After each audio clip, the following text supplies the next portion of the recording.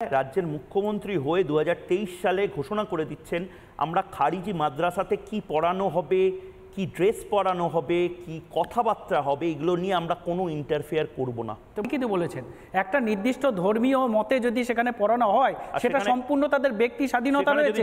কি বললাম, শুনুন আমি কেন বলছি, আরে শুনে নিন 2023 সালে মমতা বন্দ্যোপাধ্যায় একটা মারাত্মক কথা বলেছিলেন, আমি শুরুতে শুনিয়েছিলাম খারিজি মাদ্রাসা উনি চেষ্টা করেছিলেন, কিন্তু তারপরে উনি বুঝতে পারলেন যে ভয়ঙ্কর কোনো একটা ব্যাকক্ল্যাশ হবে, অর্থাৎ কিছু একটা হবে যার জন্য উনি পিছিয়ে এসে বললেন না আমরা কিন্তু কোনো খারিজি মাদ্রাসাকে নিয়ে নেব বলছি না। কিন্তু তারপর উনি 2023 সালে অন রেকর্ড একটা মারাত্মক কথা বলেছেন, সেই কথাটা আমি শোনাবো, একদম ছোট্ট সামান্য একটা ছোট্ট বাইট, কিন্তু সেই বাইটটা একবার শোনাবো। একটা মাদ্রাসা আছে যেগুলো হচ্ছে ইসলামিক ধর্ম নিয়ে পড়াশোনা করায়, তারা করতেই পারে, এটা তাদের ফ্রিডম, আমরা সেখানে ইন্টারফেয়ার করব না। কিন্তু আমরা তাদের কি পড়ানো হবে, কি ড্রেস হবে, তারা কি করে মাস্টার জোগাড় করবেন, এটা তাদের ব্যাপার, স্বাধীনতা। আমরা কারো স্বাধীনতা হস্তক্ষেপ করতে চাই না। রাজু ঘোষ এই মুহূর্তে রয়েছেন, দেবাশিস ঘোষ রয়েছেন, দুজনকেই আমার প্রশ্ন, দুজনকেই আপনি শুনে নিন, আমার প্রশ্নটা শুনে নিন।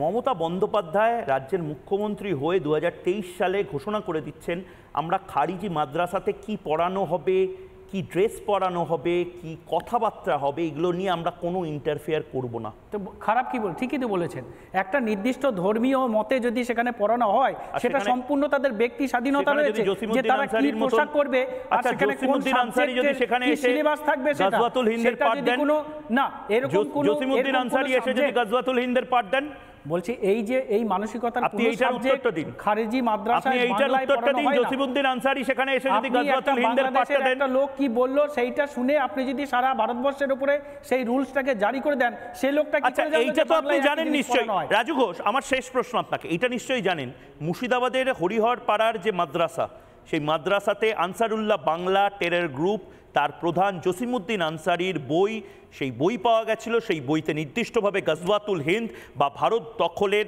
কথা উল্লেখ ছিল এবং সেগুলো বাচ্চাদেরকে পড়ানো হতো। কট্টরপন্থী মুসলিম যারা আপনি আগে বলুন, আপনি এটা বলুন, স্বীকার করেন কি?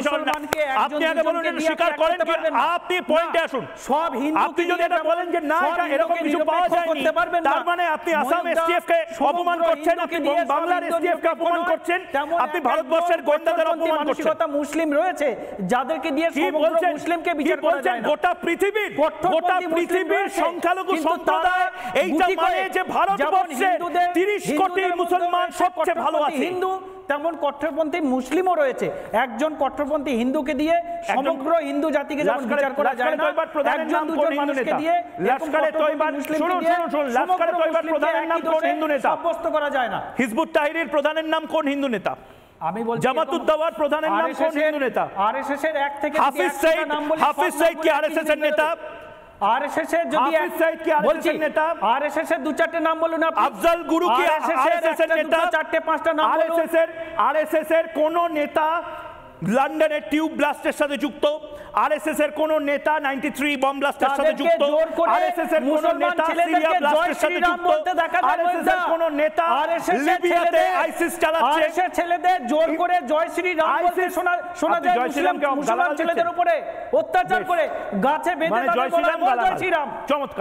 চমৎকার। আমি দেবাশিস ঘোষের কাছে যাচ্ছি এবং দেবাশিস ঘোষ আপনারা নিজেরা দেখুন কাদেরকে এনেছেন বাংলাতে, এবং নির্দিষ্টভাবে বামপন্থী বা মোহাম্মদ সেলিম অ্যান্ড কোম্পানির এই মৌন মুখরতা বা হিরণ্ময় নীরবতা আসলে কি ভয়ঙ্কর জায়গা তৈরি করছে বাংলার জন্য। এরপরে সত্যিই বোধহয় প্রেসিডেন্টস রুল বা রাষ্ট্রপতি শাসনের যদি কোনো হঠাৎ করে ঘটনা ঘটে যায়, আপনাদের কিছু বলার থাকবে না, মুখ দেখানোর থাকবে না রাস্তায় নেমে যে কেন রাষ্ট্রপতি শাসন জারি হলো। নানা ধরনের কন্টেন্ট দেখার জন্য লাইক করুন, শেয়ার করুন আমাদের ফেসবুক পেজ, সাবস্ক্রাইব করুন আমাদের ইউটিউব চ্যানেল, পাশাপাশি অন্যান্য ব্রেকিং নিউজের জন্য অবশ্যই চোখ রাখুন রিপাবলিক বাংলায়।